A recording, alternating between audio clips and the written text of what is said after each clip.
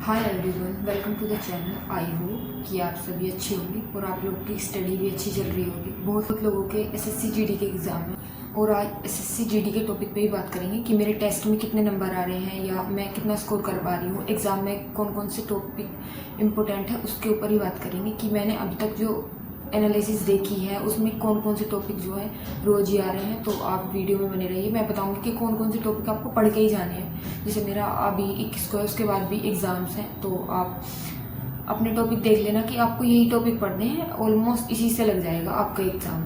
तो पहले बात करते हैं कि मेरा एग्ज़ाम कब है। मेरा एसएससी जीडी का एग्ज़ाम 21 तारीख को है, थर्ड शिफ्ट में है मेरे डिस्ट्रिक्ट में, पर ये नहीं पता चला है कि कौन से कॉलेज में या स्कूल में है। तो वो शायद 4 या 5 दिन पहले ही पता चलेगा। तो हाँ, मेरा 21 तारीख को थर्ड शिफ्ट में ही एग्ज़ाम है। देन बात करते हैं कि मेरा स्कोर कितना आ रहा है, क्योंकि मैंने टेस्ट लगाना छोड़ दिया और मैंने कहाँ कहाँ से टेस्ट लगाए थे और कौन सा टॉपिक मेरा अभी छूटा हुआ है जो मैं कवर करूँगी। तो मैंने टेस्ट बुक से लगाए थे। हाँ, मैंने टेक्स्ट बुक से लगाए थे। मतलब मैंने ज़्यादा टेस्ट तो नहीं लगाए क्योंकि मैंने ऑलरेडी पहले लगा दी थी। मुझे पता था कि मुझे दिल्ली पुलिस की तैयारी करनी है, तो मैं अपना सिलेबस पूरा एसएससी का पहले कंप्लीट कर लिया था। तो मैंने टेस्ट बुक से टेस्ट लगाया और उसमें मेरे नंबर आ रहे थे 136, 135। ऐसा नहीं है कि मेरे परमानेंट ही ऐसे आ रहे थे, रोज़ाना ही टेस्ट में इतने नंबर आ रहे थे।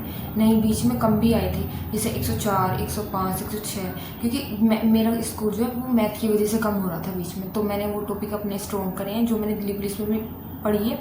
मैं पढ़ रही हूँ दिल्ली पुलिस के एग्ज़ाम के लिए, तो मैं वहाँ से कवर हो गया था एसएससी जीडी में, तो फिर स्कोर बढ़ गया 136। और मेरा आज लास्ट है और आज के बाद में कोई टेस्ट नहीं लाऊंगी क्योंकि मेरे 7 या 8 दिन रह गए हैं बस एग्ज़ाम के। तो अब बस में जो बच्चे बता रहे हैं रोज़ाना आके कि हाँ भाई ये क्वेश्चन आ रहे हैं, ऐसे नहीं है कि वो झूठ बोल रहे हैं सेंटर से निकलते। तो मैं टॉपिक पढ़ रही हूँ जो वो लोग बता रहे हैं कि ये वाले टॉपिक आ रहे हैं या मैथ में ये वाले टॉपिक आ रहे हैं। तो मैं अभी बताऊँगी आपको कि कौन कौन से टॉपिक आ रहे हैं। पर मेरा लास्ट स्कोर रहा था 136। इससे ज़्यादा मेरा स्कोर वैसे आया भी नहीं है, एक दो बार ही आया है। और 70 की समथिंग मेरे क्वेश्चन सही हो जाते हैं, लेकिन गलत क्वेश्चन की वजह से मेरे नंबर कट जाते हैं। तो मैं कोशिश एग्ज़ाम में यही करूँगी कि मेरे क्वेश्चन कम गलत हो। तो अब बात करते हैं इम्पोर्टेंट टॉपिक्स की जो एग्ज़ाम में बहुत ज़रूरी है। वो हमें जो बच्चे एग्ज़ाम सेंटर से बाहर निकलते हैं उनके थ्रू ही पता चलते हैं। वैसे तो हम अपने पास से कुछ टॉपिक नहीं बना सकते कि किस टॉपिक में क्या क्या आ रहा है।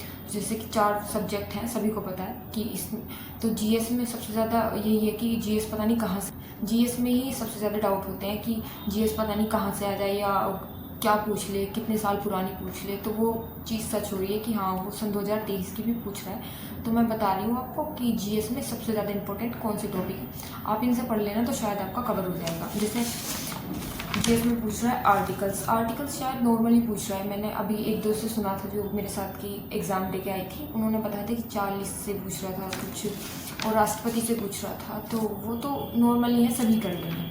और प्राचीन काल से आ रहे थे। प्राचीन काल से तो 2-3 टाइप के क्वेश्चन आ रहे हैं, जैसे राज्य के संस्थापक या वंश के संस्थापक या अंतिम शासक, ये चीज़ें पूछी जा रही हैं। और बजट से क्वेश्चन था, जनगणना से आ रहे हैं, सन 2023 के खेल पूछे जा रहे हैं, मतलब खिलाड़ियों के नाम पूछे जा रहे हैं और खेल भी पूछे जा रहे हैं। और नृत्य आ रहे हैं, मतलब किस राज्य का कौन सा नृत्य है ये पूछा जा रहा है। महोत्सव आ रहे हैं, योजना आयोग से क्वेश्चन पूछे जा रहे हैं, जो पंचवर्षीय योजना है उनसे क्वेश्चन पूछे जा रहे हैं।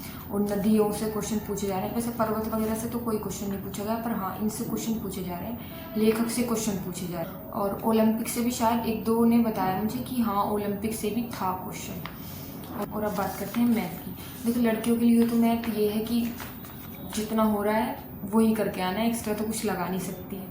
मैथ के इंपॉर्टेंट टॉपिक है ट्रेन से भी क्वेश्चन आ रहे हैं और परसेंटेज से भी क्वेश्चन आ रहे हैं, नंबर सिस्टम से भी क्वेश्चन है, एलसीएम, एचसीएफ, एसआई से भी क्वेश्चन है, और प्रॉफिट एंड लॉस से भी क्वेश्चन है, और समय एंड कार्य से भी क्वेश्चन है, और शायद 1-2 क्वेश्चन पाइप टंकी से भी है, और 2D और 3D का शायद 1 या 2 क्वेश्चन होगा।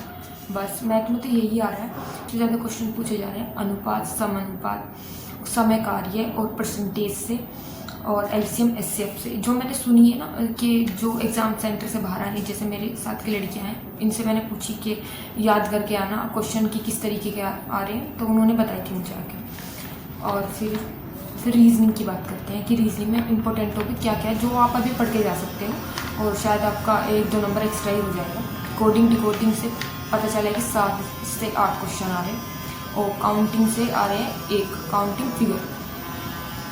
और सिटिंग अरेंजमेंट मतलब बता रहे हैं तो 4 क्वेश्चन तो आ ही रहे हैं। डाइस से भी क्वेश्चन है और मिरर से भी क्वेश्चन है। बस रीजनिंग का तो इतना ही पता है कि इतना ही आ रहा है। हिंदी में प्रायवाची शब्द है, विलोम शब्द है और प्रायवाची शब्द से कम से कम 5 या 6 क्वेश्चन पूछे जा रहे हैं और शुद्धिकरण से भी है और संधि से भी शायद क्वेश्चन पूछे जा रहे हैं और कथन तो है ही 4-5 क्वेश्चन के लिए। तो बस यही टॉपिक है और आप इन्हीं को पढ़ लेना।